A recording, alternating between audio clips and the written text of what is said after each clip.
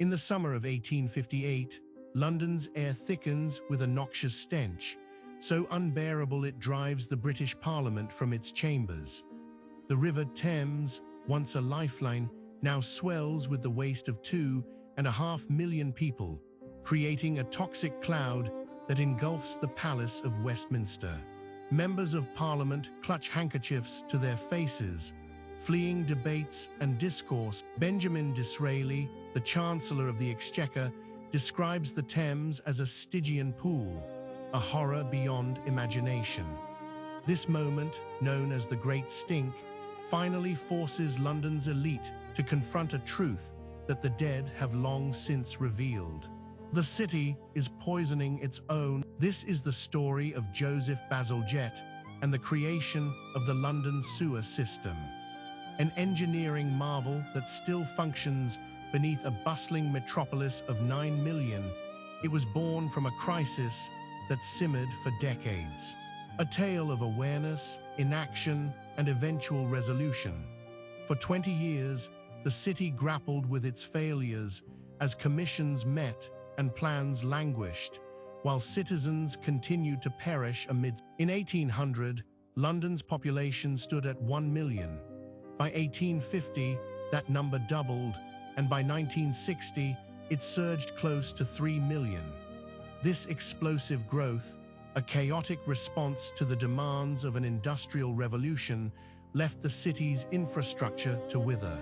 The waste disposal systems, designed for a smaller city, buckled under the weight of a burgeoning. In 1850, the city housed around 200,000 cesspits, bricked pits beneath homes where waste accumulated.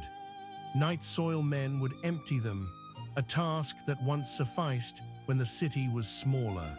But as London expanded, these cesspits overflowed, seeping into the ground, contaminating wells, and creating open sewers in its poorest neighborhoods. Streets were awash with filth, as cesspits had nowhere to drain.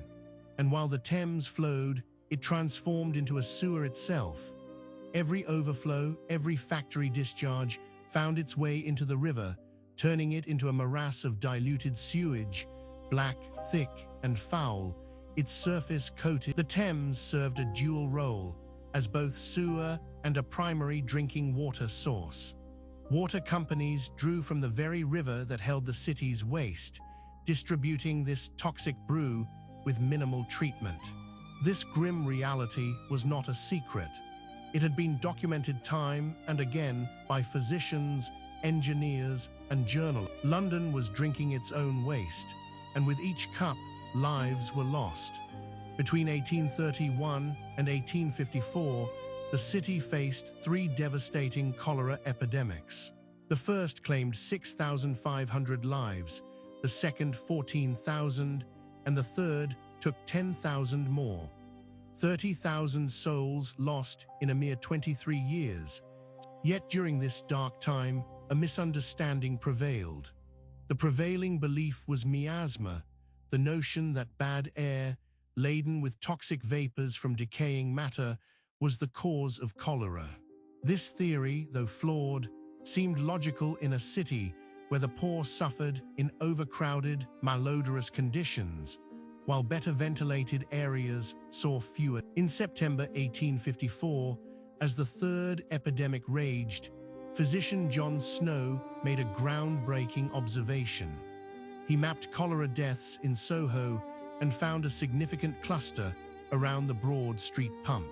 616 lives lost within a stone's. Snow urged the Board of Guardians of St. James Parish to act, and they removed the pump's handle. Almost immediately, new infections dwindled. Despite his compelling evidence, the medical establishment largely rejected his findings. The entrenched belief in miasma overshadowed the emerging germ theory, and institutional inertia. John Snow passed away in 1858, the same year the Great Stink erupted, leaving behind a city still drinking from the poisoned Thames. The problem was visible, yet action remained elusive.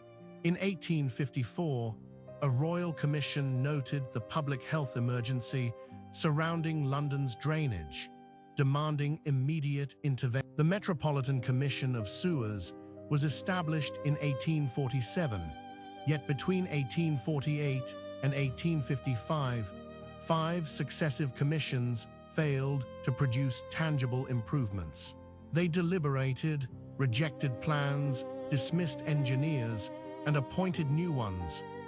These commissions, filled with capable engineers and concerned officials, were paralyzed by organizational dysfunction.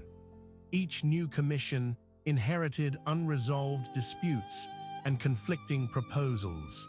The depth of sewers, the treatment methods, and costs became entrenched arguments, defended with a fervor that only years of contention can breed. In 1849, a civil engineer named Joseph Bazalgette joined the Metropolitan Commission of Sewers as an assistant surveyor. At 30, he had been trained by Sir John McNeill and spent his 20s constructing railway systems throughout the British Isles.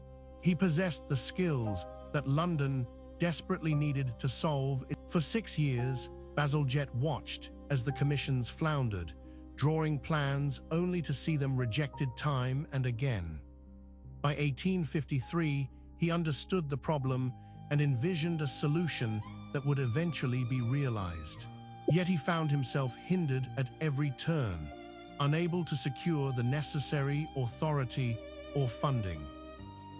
Each revision of his plans was more refined than the last, but they were met with rejection. Finally, in 1856, Bazalgette was appointed chief engineer of the newly formed Metropolitan Board of Works. At 37, he had designed the London sewer system for 3 years, yet had yet to build any part. Then came June of 1858. A relentless heat wave struck London, with temperatures soaring to 35 degrees C.